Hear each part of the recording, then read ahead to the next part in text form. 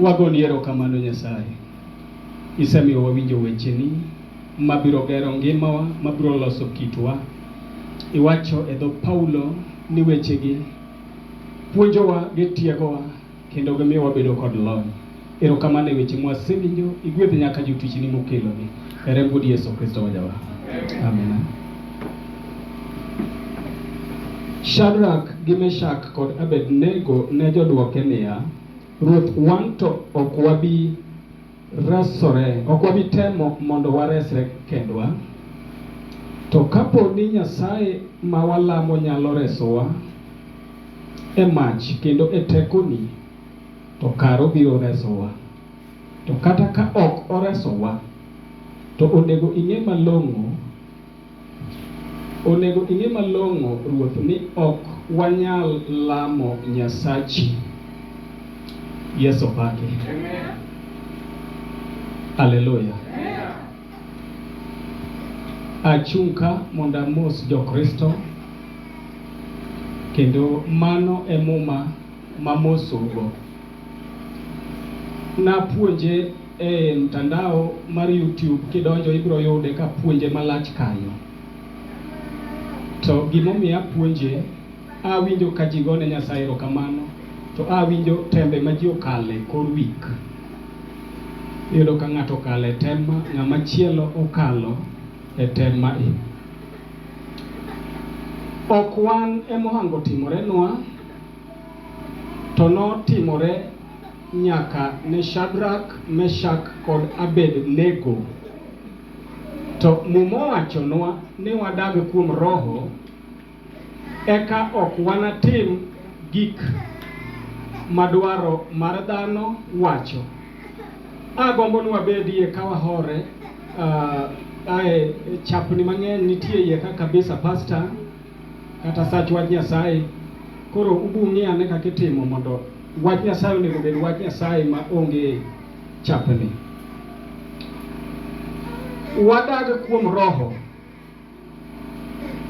Hallelujah. Wabedi ei roho, eka ok wanatim gik mangima mar dhano dwaro, ka wadak kuom roho. A Yesu pake. Ng'ama winja mondo fwane Nyasaye.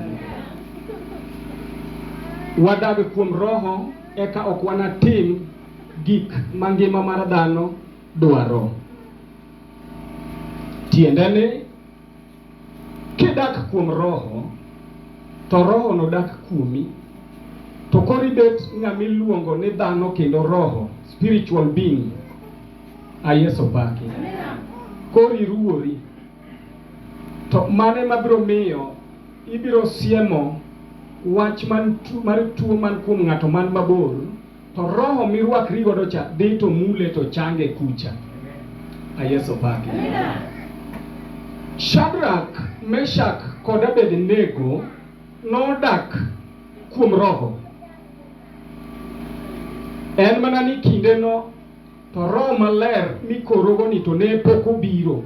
Kindeno Nyasaye ne wuoyo gi ji kende owuon.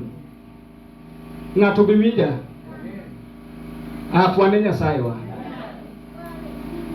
To ne gidak kuom roho mar Nyasaye no. Ma omiyo kane Nebukadnezar oloso Nyasaye moro ni mondo ji olam, los Nyasaye, koselos Nyasaye to los mach be, mana kaka Nyasach polo kod mach manie polo. To gol chik ne kuonde mopogore opogore mag piny. Kane enie provinces kaka koro e kinde mag Kenya kaka ne pok olok chik, to nigolo chik ne PC ka PC, choko yien kod osike titere mach kucha. Koro en mach mane ok nyal sim. En mach mano siko mane ok nyal sim. To yawuoyi adekgi, Shadrack, Meshack kod Abednego.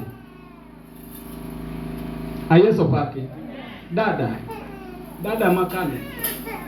We tugo gi nyathi matin dakika achiel. Ayeso pake. Shadrack, Meshack kod Abednego giwacho Nyasaye moro to waneno kolosi, to mach be waneno kolosi, to nikech wadak kuom roho, winje kaka muma nowacho. Mineno giwuoyo kamani to tergi e bura, maka jalemo moro amora kodhi e bura to ting'o bade malo piyo piyo. Jalemo moko dak kuom roho. Giwacho kopenjgi to gikoni ruoth ok wabi temo mondo waresre e lweti. Mani ng'eni giwuoyo kod ruoth Nebukadneza.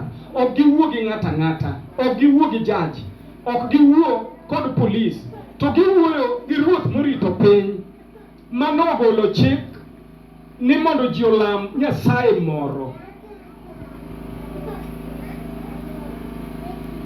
Giwacho ni ok wabi temo resore e lweti. Aya, winji kama omitgo. To ka Nyasaye ma watione nyalo resowa e lweti kod tekoni, to biro resowa. Ni to kata ok oresowa, Yesu pake. To pod ok wabi lamo Nyasachino, winjane kanyo.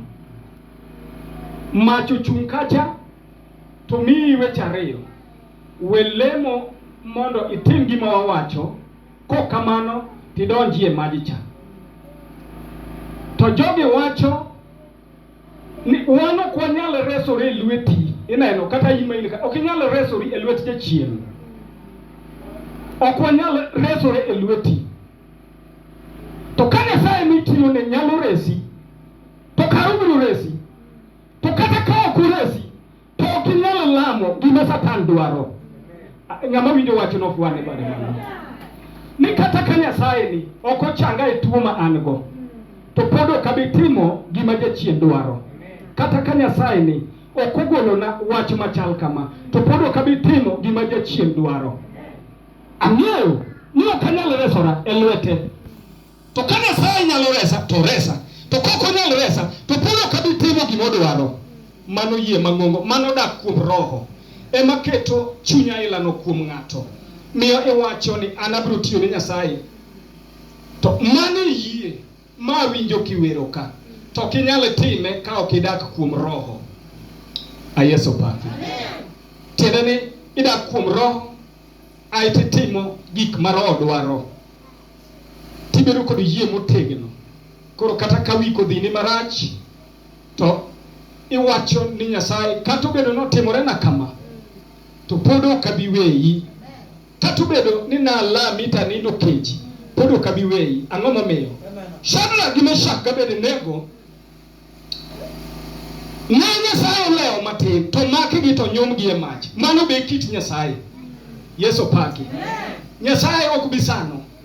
Nyasaye leo matin. Orito micham dhogi. Orito mitim mistake moko. Mae momiyo inyalo lam ne ng'ato guda guda.